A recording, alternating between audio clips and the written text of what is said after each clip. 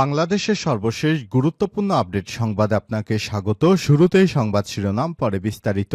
শুরুতেই জানাবো, হাইকমিশনে হামলা করে যে চুক্তি লঙ্ঘন করল ভারত। ভারতের ত্রিপুরায় আগরতলায় বাংলাদেশের হাইকমিশনের হামলার ঘটনা ঘটেছে। এ সময় বাংলাদেশের পতাকায় আগুন দেওয়া হয়েছে। এর মাধ্যমে Bharat Vienna convention on diplomatic relations 1961 লঙ্ঘন করেছে। এরপর জানাবো, মমতার বক্তব্য বাংলাদেশের সার্বভৌমত্বের প্রতি হুমকি, বললেন মির্জা ফখরুল ইসলাম। এদিকে আসিফ নজরুলকে নিয়ে চাঞ্চল্যকর তথ্য দিলেন সমন্বয়ক রিফাত। ছাত্র জনতার গণ অভ্যুত্থানে 5ই আগস্ট শেখ হাসিনা ক্ষমতা ছেড়ে ভারতে পালিয়ে যায়। এরপর ক্ষমতার ভাগাভাগি নিয়ে ব্যস্ত হয়ে পড়ে সুশীল এবং রাজনৈতিক দলগুলো। এরই মধ্যে এবার আসিফ নজরুল স্যারকে নিয়ে চাঞ্চল্যকর তথ্য দিলেন সমন্বয়ক রিফাত। এদিকে বাংলাদেশের উপর দিয়ে ভারতকে ব্যান্ডউইথ নেয়ার অনুমোদন দেয়নি বিটিআরসি। বাংলাদেশের উপর দিয়ে ভারতের উত্তর পূর্বাঞ্চলীয় 7 রাজ্যে ব্যান্ডউইথ নেয়ার প্রস্তাবকে গ্রহণ করেনি টেলিযোগাযোগ নিয়ন্ত্রণ সংস্থা বিটিআরসি। এদিকে শেখ হাসিনাকে দেশে ফিরে এনে বিচারের মুখোমুখি করতে হবে, বলছে জাতীয় নাগরিক কমিটি। এবং সর্বশেষ জানাবো, হেফাজতে ইসলামের আমির 12 আলেমের বিরুদ্ধে মামলা। মাওলানা সাদ কান্দলবির সম্পর্কে বিভিন্ন ধরনের মানহানিকর বক্তব্য প্রচারের অভিযোগে 500 কোটি টাকার ক্ষতিপূরণ চেয়ে হেফাজতে ইসলামের আমির মাওলানা মহিবুল্লাহ বাবুনগরী ও জাতীয় মসজিদ বাইতুল মোকাররমের খতিব মুফতি মোহাম্মদ আব্দুল মালেক সহ 12 আলেমের বিরুদ্ধে মামলা দায়ের করা হয়েছে। মামলার সাদের অনুসারী মোহাম্মদ জুবায়ের হোসেন নামের এক ব্যক্তি বাদী হয়ে ঢাকার আদালতে মামলাটি দায়ের করেন। প্রিয় দর্শক, এতক্ষণ শুনছিলেন সংবাদ শিরোনাম, এবারে বিস্তারিত। তবে তার আগে বন্ধুরা, অনুরোধ থাকবে সংবাদটিতে একটি লাইক দিন। এই চ্যানেলে আপনি নতুন হয়ে থাকলে আমাদের সংবাদটি দেখতে দেখতে চ্যানেলটি সাবস্ক্রাইব করে রাখুন। কমেন্ট করে আপনার মূল্যবান মতামত জানিয়ে দিন আপনি বিশ্বের কোন দেশ থেকে বা বাংলাদেশের কোন স্থান থেকে আমাদের সংবাদটি দেখছেন এবং শুনছেন। এবারে বিস্তারিত। হাইকমিশনে হামলা করে যে চুক্তি লঙ্ঘন করল ভারত। ভারতের ত্রিপুরায় রাজধানী আগরতলায় বাংলাদেশ সহকারী হাইকমিশনে হামলার ঘটনা ঘটেছে। এ সময় বাংলাদেশের পতাকায় আগুন দেওয়া হয়েছে। এর মাধ্যমে Bharat Vienna convention on diplomatic relation 1961 লঙ্ঘন করেছে।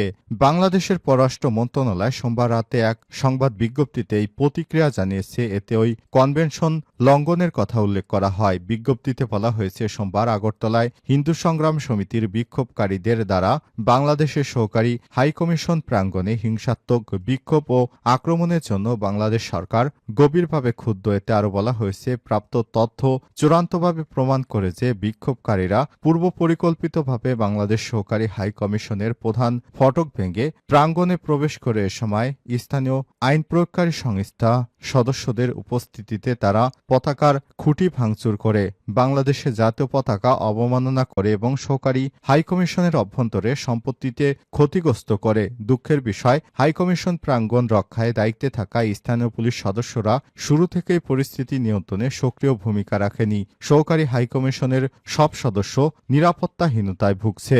বাংলাদেশ সরকার আরও জানায় যে বাংলাদেশ একটি কূটনৈতিক মিশনের উপর এই জঘন্য হামলা এবং বাংলাদেশের জাতীয় পতাকার অসম্মান একটি প্যাটার্নে এসেছে। গত 28শে নভেম্বর কলকাতায় এই ধরনের হিংসাত্মক বিক্ষোভ হয়েছিল। এতে আরও বলা হয়েছে, যেহেতু কূটনৈতিক মিশনগুলোতে যে কোনো ধরনের অনুপ্রবেশ বা ক্ষতি থেকে রক্ষা করা সেই দেশের সরকারের দায়িত্ব ছিল, তাই বাংলাদেশ সরকার ভারতকে এই ঘটনার ব্যবস্থা নেয়া এবং ঘটনার পুঙ্খানুপুঙ্খ তদন্ত করার জন্য আহ্বান জানায়।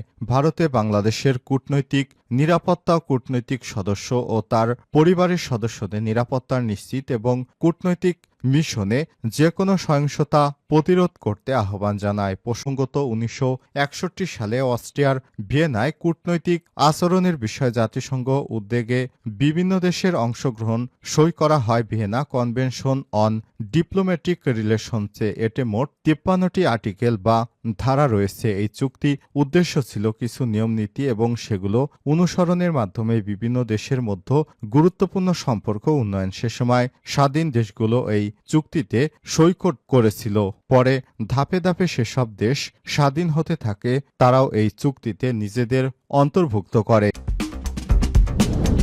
পশ্চিমবঙ্গের মুখ্যমন্ত্রী মমতা বন্দ্যোপাধ্যায়ের বক্তব্য বাংলাদেশের সার্বভৌমত্বের প্রতি হুমকি, বলেন মির্জা ফখরুল। বাংলাদেশে জাতিসংঘে শান্তিরক্ষী পাঠানো দরকার বলে পশ্চিমবঙ্গের মুখ্যমন্ত্রী মমতা বন্দ্যোপাধ্যায় যে বক্তব্য রেখেছেন তা বাংলাদেশের স্বাধীনতা সার্বভৌমত্বের প্রতি হুমকি স্বরূপ বলে মন্তব্য করেছেন বিএনপির মহাসচিব মির্জা ফখরুল ইসলাম আলমগীর। অবিলম্বে এই বক্তব্য প্রত্যাহারের দাবি জানান তিনি। সোমবার লন্ডন থেকে মোবাইলে পাঠানো এক বার্তায় বিএনপির পক্ষ থেকে এই প্রতিক্রিয়া ব্যক্ত করেন মির্জা ফখরুল। তিনি বলেন, সকালে কয়েকটি পত্রিকায় একটা সংবাদ দেখলাম, ভারতের পশ্চিমবঙ্গের মুখ্যমন্ত্রী বাংলাদেশ সম্পর্কে যে বক্তব্য দিয়েছেন সে বিষয়টি আমি বক্তব্য না রেখে পারছি না। তিনি মমতা বন্দ্যোপাধ্যায় যে উক্তি করেছেন বাংলাদেশের শান্তিরক্ষী বাহিনী প্রেরণে, এটা সম্পূর্ণভাবে বাংলাদেশের স্বাধীনতা সার্বভৌমত্বের প্রতি হুমকি স্বরূপ এবং আমরা মনে করি এই বক্তব্যের মধ্য দিয়ে ভারতীয় মাতৃবর্গের যে দৃষ্টিভঙ্গি তা কিছুটা হলেও প্রকাশিত হয়েছে। মির্জা ফখরুল বলেন, মমতা বন্দ্যোপাধ্যায় এই বক্তব্য অবিলম্বে প্রত্যাহার করা উচিত। এই ধরনের কোনো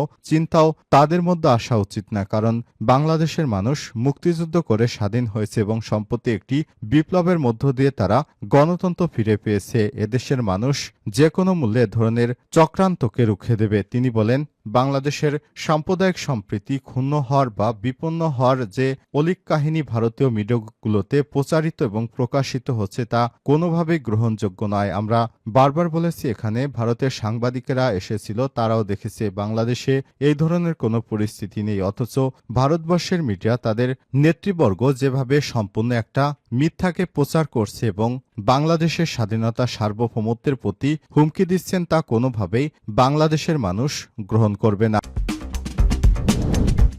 আসিফ নজরুলকে নিয়ে চাঞ্চল্যকর তথ্য দিলেন সমন্বয়ক রিফাত। ছাত্র জনতার গণ অভ্যুত্থানে 5ই আগস্ট শেখ হাসিনা ক্ষমতা ছেড়ে ভারতে পালিয়ে যান। এরপর ক্ষমতা ভাগাভাগি নিয়ে ব্যস্ত হয়ে পড়ে সুশীল রাজনৈতিক দলগুলো। তবে এখনও রাজপথে জীবন বাজি রেখে আন্দোলনে ছিল ছাত্র জনতা। অথচ ছাত্র জনতাকে মাইনাস করে ক্ষমতার অংশীদার হতে চেয়েছিল সুশীল রাজনৈতিকরা। এদিকে বর্তমান আইন উপদেষ্টা ডক্টর আসিফ নজরুল সে সময়ের ভূমিকা নিয়ে প্রশ্ন উঠেছে।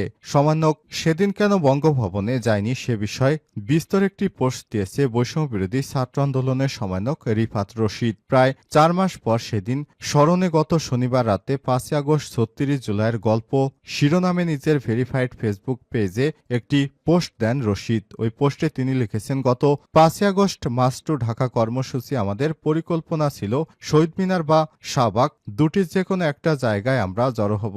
সেখান থেকে আমরা গণভবন অভিমুখে মার্চ করব। যদি গণভবনের দিকে মার্চ করার সময় আমাদের উপর ম্যাসাকার চালায় তাহলে আমরা সশস্ত্র সংগ্রামের দিকে চলে যাব। নাহিদ ভাই, সশস্ত্র